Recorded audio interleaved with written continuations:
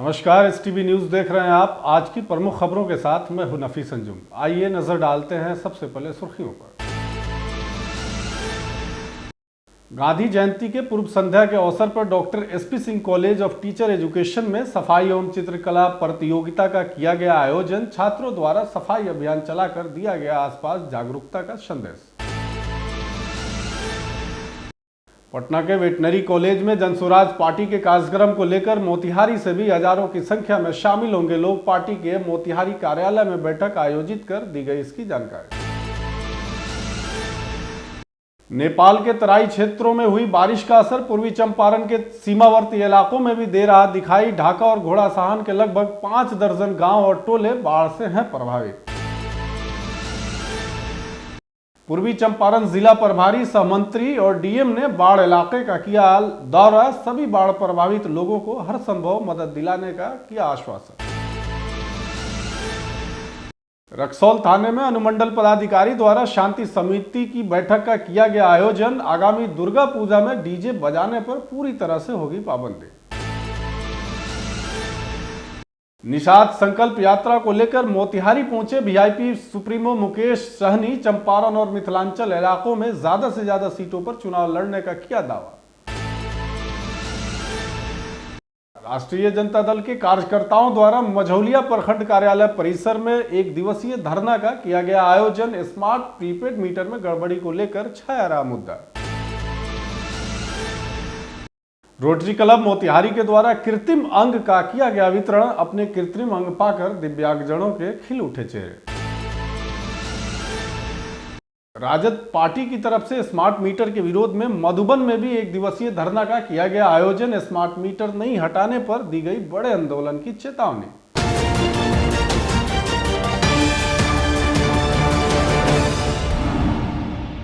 महात्मा गांधी एवं लाल बहादुर शास्त्री जयंती के पूर्व संध्या के अवसर पर डॉक्टर एसपी सिंह कॉलेज में एक भव्य कार्यक्रम का आयोजन किया गया। इस अवसर पर कॉलेज के प्राचार्य डॉक्टर डीएन सिंह ने छात्रों को संबोधित करते हुए अहिंसा और सत्य के मार्ग को अपनाने की अपील की। उन्होंने महात्मा गांधी के विचारों पर जोर देते हुए कहा कि आज की दुनिया में अहिंसा की आवश्यकता पहले से कहीं अधिक है। कार्यक्रम की शुरुआत पर छात्रों ने बैंड की धुन पर राष्ट्रीय गान गाया।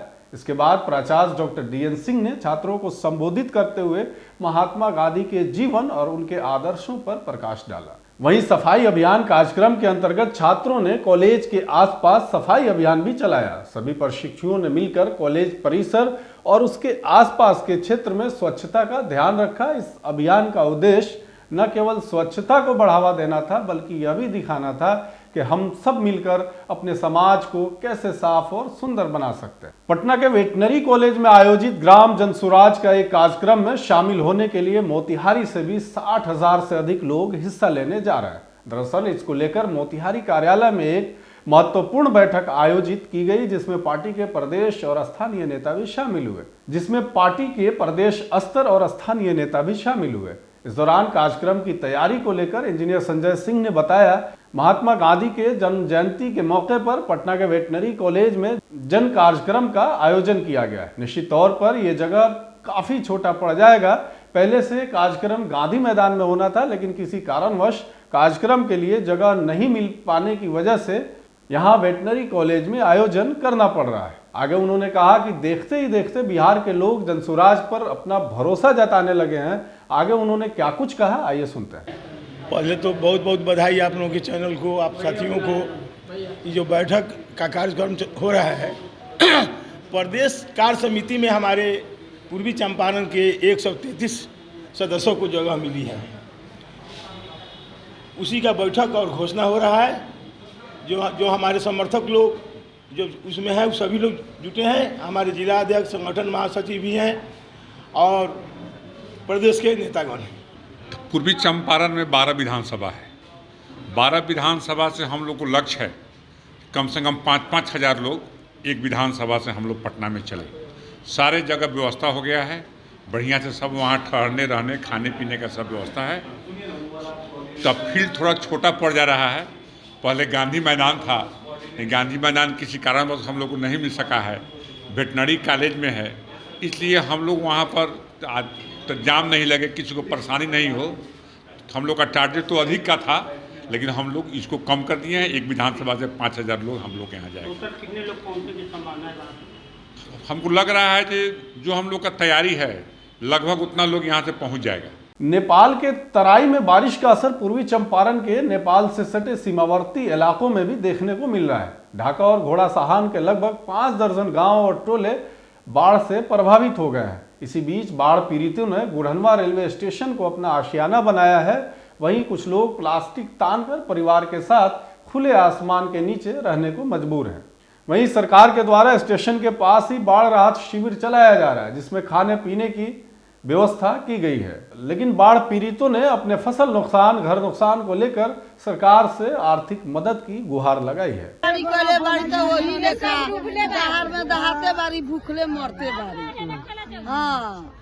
कुछ मुआवजा मिला कि ना? ना कुछो ना, जब मिले तो काहे ना आई थी, ना तो काहे ना हम नहीं आई थी।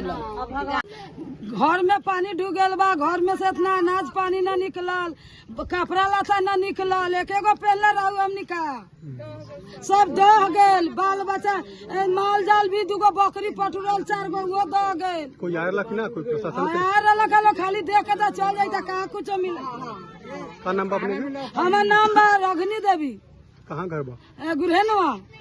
आपका? सारा खातून। पानी देखा तनी पूरा घर में पानी बा? हाँ, तो रात सुतर रहने सन एक बैग पानी आ गई हमनी के घर में। बाल बच्चा के लेके हमनी भाग गई सन रोड पर, बकरा बकरी लेके आ तनी सबरे देखा तनी सब ऊंचा घर में हमनी के पानी पैक बा।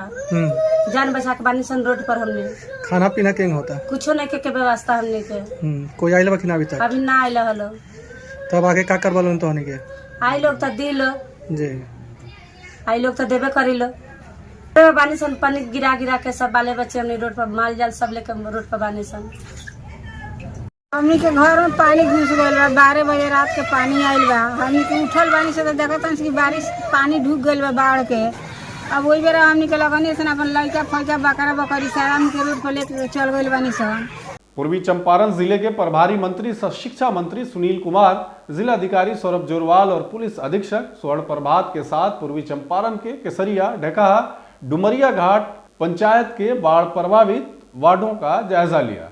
वहीं शिक्षा मंत्री ने जिलाधिकारी को बाढ़ पीड़ित इलाकों में पॉलीथीन जरूरत के सामान उपलब्ध कराने का निर्देश भी दिया। गौरतलब है कि केसरिया और ढेकहा पंचायत सहित कई पंचायत के वार्ड बाढ़ से प्रभावित हैं और सभी को सूखे राशन के साथ साथ पॉलीथीन और जरूरी के सामान देने का डीएम ने आश्वासन भी दिया। वहीं डीएम सौरभ जोरवाल ने कहा कि बाढ़ की स्थिति अभी नियंत्रण में है और वैसे परिवार जो बाढ़ से प्रभावित हैं उनको सरकार के द्वारा सहायता उपलब्ध कराई जा रही है। सभी संबंधित अधिकारियों को निर्देश दिया गया है कि जल्द से जल्द बाढ़ पीड़ितों को राहत सामग्री उपलब्ध कराई जाए। गंडक नदी में पानी आया है, वो आज निकल जाएगा। हम लोग उम्मीद करते हैं कि हमारा बांध ठीक रहेगा। हम लोगों ने बांध को सभी जगह पेट्रोलिंग लगा दी है और हमारे लोग भी हैं, हम खुद भी वहाँ विजिट कर रहे हैं।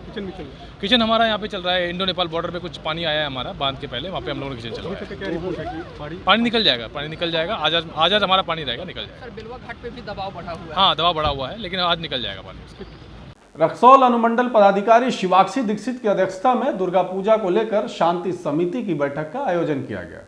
बैठक में नगर पालिका और ग्रामीण क्षेत्रों के पूजा पंडाल के लाइसेंसधारी सदस्य और उनके कार्यकर्ता, शहर के कई गणमान्य व्यक्ति के साथ साथ जनप्रतिनिधि भी उपस्थित थे।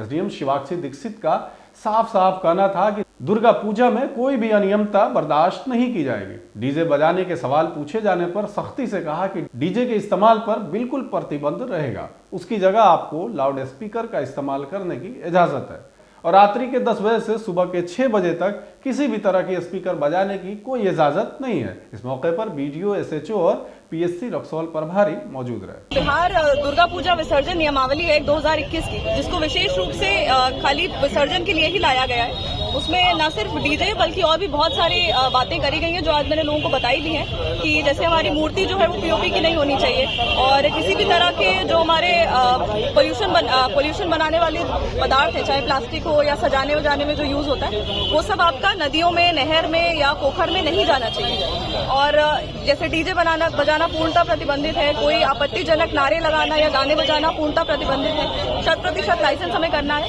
इसके इन सब नियमों का अगर पालन नहीं किया जाता है तो हमारे पास इसमें फाइन की भी पूरी गुंजाइश दी गई है हम लोगों को। जो पंचायत क्षेत्र है उसमें 5,000 रुपए तक का फाइन है हर एक पूजा समिति पे, और नगर क्षेत्र चाहे नगर पंचायत, नगर परिषद या फिर नगर निगम, उसमें 10,000 रुपए तक का फाइन है। तो सबको बता दिया गया है, सब लोग सहमत भी हैं, सब लोग समय लाइसेंस ले लेंगे। तो हमें उम्मीद है सब शांति से और खुशी से पर्व निभाएंगे। आगामी विधानसभा चुनाव से पहले वीआईपी सुप्रीमो मुकेश सहनी सरकार बचाओ अधिकार यात्रा के दौरान मोतिहारी पहुंचे, जहां कार्यकर्ताओं ने उनका जोरदार स्वागत किया। वहीं कार्यकर्ताओं को संबोधित करते हुए मुकेश सहनी ने पार्टी की मजबूती पर जोर दिया।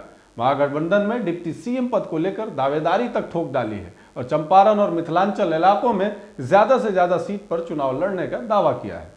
उन्होंने कहा कि अगर महागठबंधन की सरकार बनती है तो मुकेश सहनी डिप्टी सीएम बनेंगे और 2 नंबर की कुर्सी वीआईपी के पास रहेगी। इसके साथ ही उन्होंने बिहार में बाढ़ के हालात को लेकर कहा कि बिहार में बाढ़ जैसे हालात हैं, कई जिलों में कई जिले काफी प्रभावित हैं, लेकिन अधिकारी मस्त है और सरकार सुस्त पड़ी हुई है। सरकार के अधिकारी कोई काम करना नहीं चाहते हैं और बाढ़ में किसी भी पीड़ितों को सरकारी तौर पर कोई सहायता नहीं मिल रही है। लेकिन मुख्यमंत्री नीतीश कुमार को इसकी कोई चिंता नहीं है। निश्चित तौर पे ये सरकार बनेगा। 1 नंबर का कुर्सी निश्चित तौर पे तेजस्वी प्रसाद यादव जी वहाँ पे रहेंगे। निश्चित तौर पे 2 नंबर की अगर पावर होगा तो वीआईपी पार्टी को मिलेगा, और इस पे हम लोगों का बहुत ही अच्छा ट्यूनिंग है। आपने देखा लोकसभा में हमारे दोनों जोड़ी कितना हिट हुआ। हमारे दोनों जोड़ी को देश के प्रधानमंत्री को भी चुभने लगा, देश के गृह मंत्री को चुभने लगा। तो चुनाव के समय हमारे सुरक्षा कैसे वापस कर लिया गया, तो ये जोड़ी हिट है। और इस बार हमारे चुनाव में आप देखे होंगे हमारे पास 50 लाख से अधिक वोट हमारे महागठबंधन को अधिक प्राप्त हुआ। एक सीट से हम लोगों का 10 सीट प्राप्त हुआ। उसी तरीके से आने वाला समय में जब हमारे नाम पे जब चुनाव होगा, तेजस्वी प्रसाद यादव जी के नाम पे चुनाव होगा, महागठबंधन में 243 सीट है। हमारी तैयारी 243 पे होगा, चाहे वो वीआईपी लड़े, आरजेडी लड़े या कांग्रेस लड़े या लेफ्ट लड़े, सब सीट हमारी अपनी है। और निश्चित तौर पे हमारी कोशिश होगा कि मैक्सिमम सीट हम लड़े। बाढ़ आया है, इसमें हम अपना फ़ायदा कैसे निकाल लें। तो हम ऐसे लोगों से आग्रह करते हैं कि ऐसे समय पे मानवता दिखाइए और जनता के सेवा कीजिए। हम लोग से भी जितना हो रहा है पूरे पार्टी स्तर पे पूरे बिहार में लोगों को मदद कर रहे हैं। अभी कल हम एक घर में जहां 1,500 रुपये का बिल आता था, वहां 10,000 8,000 का बिल आ रहा है। मझौलिया प्रखंड परिसर में राष्ट्रीय जनता दल के कार्यकर्ताओं द्वारा स्मार्ट प्रीपेड मीटर के विरोध में एक दिवसीय धरना एवं प्रदर्शन का आयोजन किया गया, जिसमें एमएनसी इंजीनियर सौरभ कुमार ने अपने संबोधन में कहा कि स्मार्ट मीटर में कई खामियां हैं, सरकार को इसे वापस लेने पर विचार करना चाहिए। राजद ने लोकसभा चुनाव में वादा किया था कि मेरी सरकार बनेगी तो 200 यूनिट बिजली मुफ्त दी जाएगी, और पार्टी अभी भी अपने बयान पर कायम है। हमारी सरकार बनी तो 200 यूनिट तक मुफ्त बिजली सभी लोगों को दी जाएगी। इस दौरान धरने में शामिल कार्यकर्ताओं ने बिहार सरकार के खिलाफ जमकर नारेबाजी की। उन्होंने कहा कि यह मीटर गरीबों का खून चूसने का काम कर रही है। सड़क से लेकर सदन तक स्मार्ट प्रीपेड मीटर के विरोध में लड़ाई लड़ी जाएगी। इस मौके पर प्रखंड अध्यक्ष जयलाल यादव, एहसान अहमद, गफार हुसैन आदि कई कार्यकर्ता उपस्थित थे। प्रदर्शन का जो उद्देश्य है, जो काला कानून नीतीश जी लाते हैं, तो दारूबंदी कर देंगे तो नोटबंदी कर देंगे, आगे सर्वे करा देंगे। अभी जो ये स्मार्ट मीटर का लेके चल रहा है, हमारा कहना ये स्मार्ट मीटर के हम विरोध नहीं कर रहे हैं, लेकिन स्मार्ट मीटर के पीछे जो फर्जीवाड़ा चल रहा है, जो मीटर लगने के पहले ही बिल आ जा रहा है, अब बत्ती जला रहे हैं नहीं जला रहे हैं फिर भी बिल आ जा रहा है, रोज कुछ पैसे कट जा रहे हैं। हम लोग इसी के लिए आज सड़क पे बैठे हैं कि ये जो गरीब विरोध कानून लाए हैं नीतीश जी, इसको जल्द से जल्द बदले और स्मार्ट मीटर में सुधार लाएं। पीएम मोदी के स्वच्छता पखवाड़ा कार्यक्रम के अंतिम दिन पूर्वी चंपारण के मोतिहारी में दिव्यांग लोगों के बीच रोटरी क्लब मोतिहारी के सौजन्य से स्थानीय सांसद राधा मोहन सिंह ने कृत्रिम अंगों का वितरण किया। नवयुवक पुस्तकालय में आयोजित इस कार्यक्रम में पूरे जिले से आए लगभग 2 दर्जन से ज्यादा दिव्यांगजनों को कृत्रिम अंग प्रदान किया गया। इस अवसर पर सभी सामाजिक कार्यकर्ता और आम लोग मौजूद रहे। वहीं सांसद राधा मोहन सिंह ने दिव्यांगजनों को कृत्रिम अंग वितरण करते हुए कहा कि बड़ी खुशी की बात है कि दिव्यांगजनों को कृत्रिम अंग वितरण करने का अवसर मिल रहा है। प्रधानमंत्री नरेंद्र मोदी ने विकलांगों को दिव्यांग की संज्ञा दी थी और दिव्यांग को हर तरह की सुविधा केंद्र सरकार देने का काम कर रही है। वहीं रोटरी क्लब अध्यक्ष डॉक्टर विवेक गौरव ने कहा कि कृत्रिम अंग शिविर लगातार 4 दिनों से चल रहा है। पूर्व में सभी लोगों की नापी लेने के बाद आज कृत्रिम अंग प्रदान किया जा रहा है। काफी लोग काफी खुश हैं। स्मार्ट मीटर के विरुद्ध राजद के द्वारा मधुबन प्रखंड परिसर में एक दिवसीय धरना का आयोजन किया गया। राजद के पूर्व विधानसभा प्रत्याशी डॉक्टर मदन प्रसाद ने कहा कि स्मार्ट मीटर के माध्यम से सरकार और बिजली कंपनी गरीबों का शोषण कर रही है। वहीं लोगों ने सरकार से स्मार्ट मीटर हटाकर पुरानी मीटर लगाने की मांग की है। सरकार को नेताओं ने चेतावनी दी है कि अगर स्मार्ट मीटर नहीं हटता है तो सड़क पर राजद उतरकर बड़ा आंदोलन करने को मजबूर होगी। मौके पर कमलेश चौधरी, डॉक्टर मीरा आलम, मंजर इमाम खान आदि कई लोग मौजूद थे। पूरे बिहार में बिजली जो स्मार्ट मीटर लग रहा है गरीब के घरों में, चाहे धनी के घरों में, ये एक तो स्मार्ट मीटर नहीं, चीटर मीटर है। तो चीटिंग करके उसमें सिम लगा हुआ है। प्राइवेट कंपनी जो ले लिया है अडानी ने, इससे भी बिहार में बिजली विभाग को उन्होंने स्मार्ट मीटर लगाकर लोगों को पैसा लूट रहा है। गरीब त्रस्त है, इससे आम जनता त्रस्त है। कोई खुश नहीं है इस मीटर से। जब जनता खुश नहीं रहेगा तो फिर सरकार जो है इस काम को क्यों करेगा। इसके विरोध में मेरे पार्टी के लोग, मेरे राष्ट्रीय अध्यक्ष लालू यादव, तेजस्वी यादव ने आह्वान किया है कि हाँ, इस पर धरना प्रदर्शन पूरे बिहार में होना चाहिए। ये भाजपा रूपी जो नीतीश कुमार की सरकार जो चल रही है वो व्यापारी की सरकार है, जनमानस की सरकार नहीं है। ये स्मार्ट मीटर आकर एक एक गरीब का पैसा को चूस ले रहा है। पूछने जाइएगा उसके इंजीनियर से, कहेगा तोर के पैसा बकाया होता नू वैसे काट ले हवा।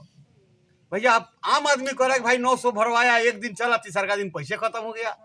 कि अगर ये सरकार नहीं सुधरेगी तो सड़क से लेकर सदन तक हमारे नेता काम करेंगे और एक एक मीटर का हम लोग चर को उखाड़ कर फेंक देंगे। भाजपा जेडीयू की सरकार जो है ये पूरा कॉन्ट्रैक्ट दी हुआ है अडानी और नागार्जुन कंपनी को, और ये प्लानिंग के तहत पुराना जो मीटर था उसमें कम बिल आता था, 100 रुपये 150 महीना आता था, और ये नया जो स्मार्ट मीटर लगा रहा है तो ये कॉन्ट्रैक्ट पे दिए हुआ है अडानी कंपनी को और इसके नागार्जुन कंपनी को, जिसमें बहुत सारा पैसा ये लोग घूस के तौर पे लिए हुए है सरकार। ये गरीबों के खून चूसने वाली सरकार जो है केंद्र और राज्य में, उससे लोग त्रस्त हो चुके हैं। ये अडानी और अंबानी के समझौता से लोगों को चूसने का काम कर रहे हैं। मैं तो चेतावनी देना चाहता हूं केंद्र सरकार और राज्य सरकार को, अगर ये इस बार इस चेतावनी से नहीं संभलेंगे तो हम लोग यहाँ से मुख्यमंत्री का पुतला फूंकते हुए राजभवन मार्च को भी घेरेंगे हम लोग। और अगर इससे भी नहीं होगा तो इस सरकार के भ्रष्ट अफसर के साथ एक कहावत है कि भ्रष्ट अफसर की कौन दवाई, लत्तम जुत्तम और पिटाई के साथ शुरुआत करेंगे हम लोग। हर प्रखंड में धरना प्रदर्शन रखा गया है स्मार्ट मीटर के खिलाफ में। स्मार्ट मीटर एक तरीका से खून चूसने वाली मशीन है गरीबों की, इसलिए हमारे पार्टी ने ये निर्णय किया है कि मैं गरीबों के साथ शुरू से रहा हूं और गरीबों के साथ ही रहूंगा, और गरीब का कोई खून चूसेगा मेरी पार्टी बर्दाश्त नहीं करेगी। यह शुरुआती आज बैठक है। आज के बाद अगर सरकार नहीं संभली तो हम लोग सारे मीटर को फेंक कर, जरूरत पड़ेगी तो जेईई पावर के जितने ऑफिसर हैं सब पिटाएंगे और पूरा मीटर उखाड़ के फेंक दिया जाएगा। आज के लिए बस इतना ही। तमाम तरह की खबरों और डिबेट्स के लिए देखते रहे STV न्यूज़।